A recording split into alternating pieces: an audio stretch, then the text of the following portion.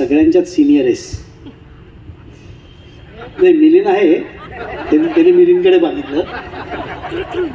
नाही, पण त्याच्यापेक्षाही सिनियरच आहे. हां, तर आत्तापर्यंत तू बरेच चित्रपट केलेस. ते चित्रपट आणि हा चित्रपट तुला करताना कलाकार म्हणून काय अनुभूती आली वेगळी? फार विलक्षण अनुभव होता असं मी म्हणेन. एकतर मुळात मला असं कधीच वाटलं नव्हतं की मी कुठल्याही बायोपिकसाठी फिट ॲक्टर आहे. माझा चेहरा कोणासारखाच दिसत नाही असंच मला नेहमी वाटतं. त्यामुळे मला कोणीही कास्ट करणार नाही. त्यामुळे मी ती आशा किंवा ते मला कधीच नव्हतं की याच्यासाठी आपण स्ट्रगल करूया वगैरे. योगेशने मला बोलवलं की आपल्याला एका चित्रपटासंदर्भात भेटूया का आपण, तर म्हटलं की भेटूया.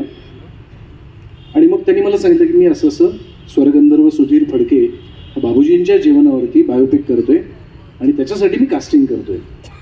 तर तिथे बसल्या बसल्या माझ्या डोक्यात त्यांच्या आयुष्यातली कोण कोण मंडळी माझ्यासारखी होती वगैरे हे एक मी विचार करू लागलो. तर मी म्हटलं की अच्छा, मग मी कुठली भूमिका करायची आहे?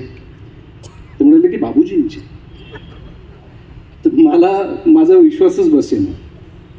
मला अजूनही आठवते ते ऐकल्यानंतर मी गप्प होतो. मी सगळं त्याचं तो अख्खा हा जो आज त्यांनी प्रवास सांगितला त्या प्रवासाविषयी, त्याच्या अभ्यासाविषयी हे सगळं त्यांनी सांगितलं ते मी फक्त ऐकत होतो. निघताना मी त्याला एवढंच म्हटलं की बघ, तुझं ठरलंय की तुला मी हवा आहे, पण माझं अजून ठरलेलं नाही. तर मला असं वाटतं की आपण एक फोटो सेशन करूया आणि बघूया.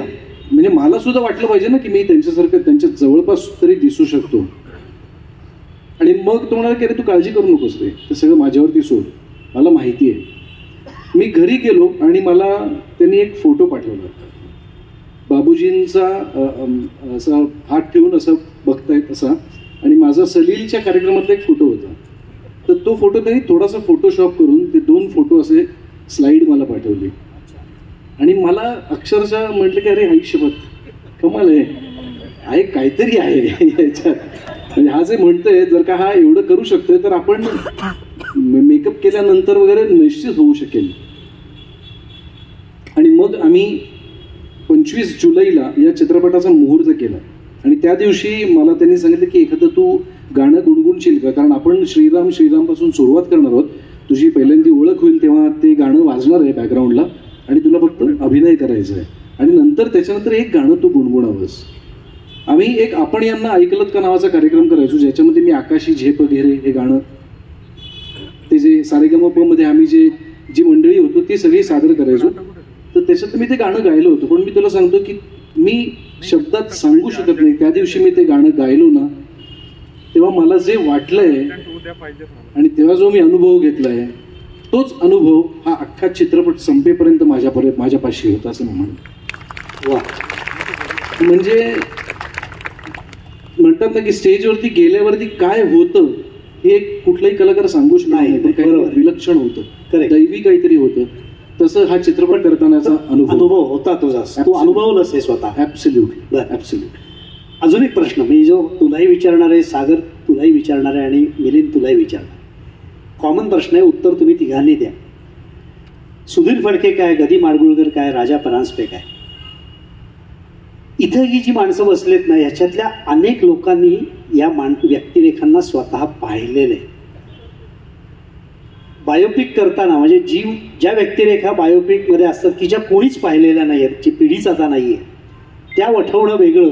आणि जेव्हा हे आपण जे काय करतोय ते पाहिलेली माणसं हे पाहणार आहेत, हे माहिती असताना ती व्यक्तिरेखा उमटवणं हे खूपच अवघड काम आहे. तर हे शिवधनुष्य तुम्ही तिघांनी कसं पेललं, एकेकाने सांगा. मला वैयक्तिक माझं असं म्हणणं आहे की एखादी जर का थोर व्यक्ती होऊन गेली असेल, तिच्यासारखी हुबेहूब व्यक्ती तुम्हाला सापडणं हे खूप दुराप असतं. एखाद्या वेळेस दिसणारी व्यक्ती सापडू शकते, पण तिच्या लकबी असतील त्या व्यक्तीच्या किंवा तिचं बोलणं असेल, याच्यातून तरी आत्ताची जी व्यक्ती आहे तीच तुम्हाला नेहमी दिसत राहील. त्यामुळे मी या भानगडीत पडलो नाही. मला मुळात बाबूजींची नक्कल करायची नव्हती, हे मी पहिलं ठरवलं होतं.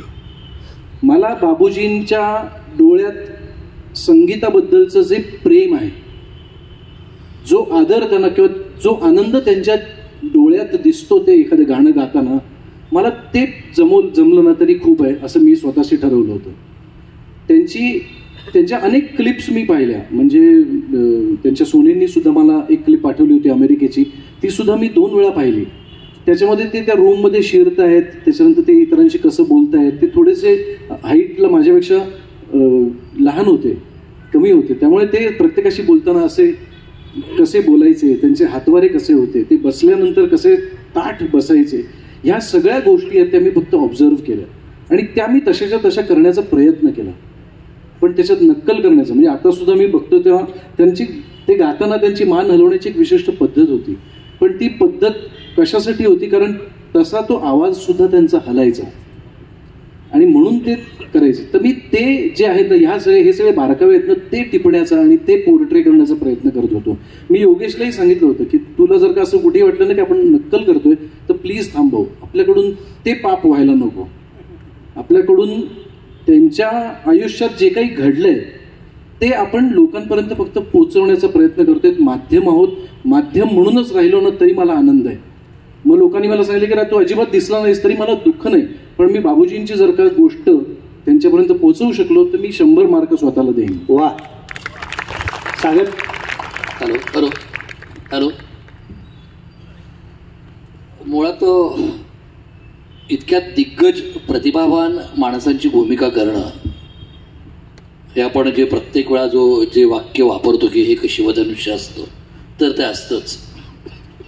पण नंतर कसं होतं माहिती, म्हणजे असं माझं वैयक्तिक म्हणणं आहे की एकदा तुम्ही ते पात्र आहात हे एकदा ऑडियन्स मान्य करतो, किंवा जेव्हा तुम्ही मान्य करता की ठीक आहे मी आता असा दिसतो, आता याच्या पुढचं जे कर्तव्य असतं अभिनेत्याचं की तो वाटणं. ओके, आता मी पूर्णपणे गदिमान सारखा तेवढा प्रतिभावान असूच शकत नाही, 1% सुद्धा नाही, हे मलाही मान्य असतं, पण मला ते प्रिटेंड करावं लागतं. म्हणजे परकाया प्रवेश करणं म्हणतो आपण ज्याला. परकाया प्रवेश असंही नाही म्हणणार मी, पण लोकांना त्याचा तो एक आभास निर्माण व्हायला हवा की मी तो आहे. अच्छा, म्हणजे माझ्याकडे तेवढी प्रतिभा नसताना सुद्धा बघताना एक लेमॅन बघताना असं त्यांना समजायला हवं की नाही हा माणूस तो आहे आणि तो प्रतिभावान आहे.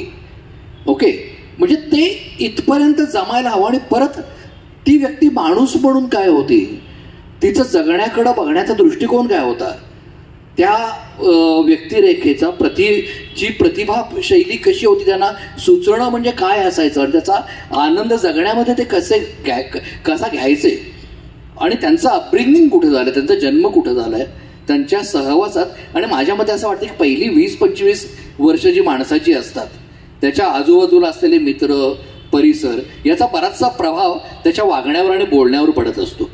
आता मी स्वतः कोल्हापूरचा आहे, मी मुंबईत आल्यानंतर मी जे बोलतो ते वेगळं असतं आणि कोल्हापूरच्या मित्रांच्या मध्ये गेल्यानंतर जे बोलतो ते वेगळं असतं. आणि गदिमा साहेबांच्या बाबतीत दुर्दैवानं असं आहे की त्यांचे सिनेमे काही उपलब्ध आहेत, त्यांच्याबद्दल माहिती बरीचशी आहे, पण त्यांची स्वतःची मुलाखत मला कुठे नाही मिळाली की जिथं ते बोलतायत की त्यांच्या लकबी काय आहेत आणि काय ते ऑब्झर्व नाही करता, त्या ऑब्झर्व नाही करता आल्या. त्या ऑब्झर्व करता आल्या म्हणजे त्यांची 4-5 पुस्तकं जी आहेत त्यांची स्वतःची आणि त्यांच्याबद्दल लिहिलेली, आणि बाबूजींच्या अनुषंगानं त्यांच्याबद्दल जे लिहिलं गेलेलं आहे त्याच्यामधला त्यांचा जो रानदांडगेपणा आहे, किंवा त्यांचा जो आता पु ल देशपांडे ना ते फुल देशपांडे म्हणायचे. ओके, ह्याच्यावर चिडल्यानंतर बाबूजींना फडके असं ते म्हणायचे. आपण आता फडके आपण म्हणत नाही, पण एवढी घनिष्ठ मैत्री त्यांची होती. हा जो भाग आहे आणि जो मोकळेपणा आहे जगण्याचा तो एकदा डोक्यामध्ये घेतल्यानंतर मला असं वाटतं की फक्त प्रामाणिकपणे ती वाक्य आणि त्या प्रसंगानुरूप आपण म्हणत जाणं हे खूप महत्त्वाचं. आणि सगळ्यात महत्त्वाचं म्हणजे दिग्दर्शक जो असतो त्यानं त्या कॅरेक्टरला एक मोकळेपणा देणं खूप गरजेचं असतं. आणि मला या अख्ख्या रोलमध्ये योगेशनं कधीही कुठल्याही गोष्टीसाठी अडवलेलं अजिबात आठवत नाही, किंवा मला हे असंच पाहिजे तसंच पाहिजे, एक साधारण कल्पना देऊन तो बाजूला व्हायचा. आणि त्याच्यामुळे म्हणा मग नाहीतर बऱ्याचदा कसं होतं की डिरेक्टर जर सांगेल त्या पद्धतीनं जर आपण काम करत गेलो तर सगळे कॅरेक्टर योगेशसारखंच काम करायला लागतात. प्रत्येकाची श्वास घ्यायची जागा एक असते, प्रत्येकाचा स्वल्पविराम बऱ्याच चित्रपटांच्या बाबतीत आपण अनुभवलाय. आणि प्रत्येकाचा पूर्णविराम घ्यायची, म्हणजे तुमचं फुफ्फुस जे हलत असतं त्याच्या मर्यादा असतात. एखाद्याला 4 शब्दानंतर श्वास घ्यावा वाटतो, एखाद्याला 15 शब्दानंतर वाटतो. तर आता योगेश जर प्रत्येकजण 4 शब्दानंतर श्वास घेत त्या पद्धतीने जर बोलत गेले तर तसं नाही ना, तर मोनोटोनस होऊन जाईल. त्यामुळे योगेशची तीही एक खूप छान गोष्ट आहे की त्यानं त्या माणसाच्या कडून ते जे आहे त्याचे गुण फक्त त्यानं आणि जरा पॉलिश केलं. जसं मगाशी गाडगे साहेबांना तुम्ही विचारलं की तुम्ही दागिनेबद्दल, तर आता बेंटेक्स दागिन्याच्या एकूण कालावधीमध्ये त्यांनी जुना अस्सल दागिना फक्त लोकांच्या समोर प्रेझेंट केलेला आहे असं आहे. तशातलाच तो एक भाग आहे. मिलिंद, ऍक्च्युली कसं आहे ना, सागर म्हणला त्याप्रमाणेच ना, राजाभाऊंचं कुठलंही व्हिडिओ डॉक्युमेंटेशनच नाही. मला ते प्रत्यक्षात कसे होते याचं काहीही कुठेही सापडलं नाही. मग पहिल्यांदाच असं झालं की एका नटाचा अभ्यास करायचा आहे, तर त्या नटाने ज्या व्यक्तिरेखा केलेल्या आहेत त्या बघून हा नट कसा असेल मुळात याचा अंदाज बांधत राजाभाऊंना प्रेझेंट करणं, असा तो एक उलटा प्रवास करावा लागला. त्यामुळे त्याचे सिनेमे सगळे बघितलेले होते. आणि कुठलाही नटा जेव्हा अभिनेता म्हणून काम करतो, एखादा रोल करतो, तेव्हा तो त्याच्यात असतोच. त्याचा जो ओरिजिनल आहे तो त्यात कुठे ना कुठेतरी डोकावतोच. त्यामुळे तशा काही गोष्टी सापडत गेल्या जे अनेक सिनेमात बघितलेलं होतं. त्यामुळे त्यांची उभं राहण्याची ढब, त्यांची बोलण्याची एक वेगळी लकब, हे काही काही गोष्टी आत्मसात करायचा प्रयत्न केला. सुनील म्हणला त्याप्रमाणेच नक्कल करायचा प्रयत्न करण्याचा विचारही मनात नव्हता, कारण तो कधीच सक्सेसफुल होत नाही. आणि ऑफकोर्स योगेशचा अभ्यास इतका करेक्ट होता की तो करेक्ट सांगत जायचा. प्रत्येक गोष्ट काय हवंय, काय नकोय, किती हवंय, किती नकोय, सगळं त्याला माहिती होतं. आणि ऑफकोर्स जेव्हा पहिल्यांदा त्याने मला तो मेकअप केला, राजाभाऊंचं नाक जे आहे ना ते असं पोपटी नाक आहे, पोपट नाक आहे, तसं माझं नाक नाही आहे. तेव्हा आमचा विषय झाला होता की आपण प्रॉस्थेटिक करून ते नाक करायचं आहे का, तर तो म्हटला गरज नाही आहे, तू तुझे केस आणि एकंदरीत बेसिक तुझ्या ह्याच्यावरच तू राजाभाऊ दिसतोयस, सो आपण या सगळ्या खोट्या ह्याच्यात जायलाच नको, काहीच गरज नाही आहे. अँड समहाऊ आय थिंक ते वर्क झालंय. वा वा वा वा.